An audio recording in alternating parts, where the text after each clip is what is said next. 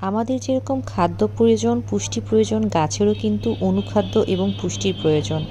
বাজার থেকে রাসায়নিক সারগুলো ঝটপট কিনে না দিয়েই আমরা ঘরেই কিন্তু জৈবিক প্রক্রিয়ায় সার তৈরি করতে পারি।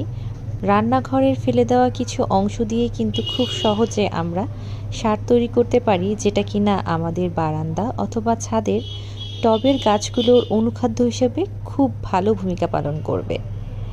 আসসালামু আলাইকুম, বাগান বিলাসের সকল বন্ধুদেরকে সুস্বাগতম জানিয়ে আজকের একটা গুরুত্বপূর্ণ ভিডিও শুরু করতে যাচ্ছি।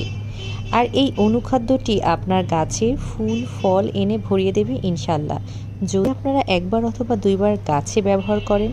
কিভাবে এই অনুখাদ্যটা তৈরি করব সেটাই আপনাদের সামনে শেয়ার করছি। তার আগে যারা এখনও আমার বাগান বিলাস চ্যানেলটি সাবস্ক্রাইব করেননি, প্লিজ সাবস্ক্রাইব মাই চ্যানেল। যেখানে দেখিবে ছাই উড়াইয়া দেখো তাই, পাইলেও পাইতে পারো অমূল্য রতন।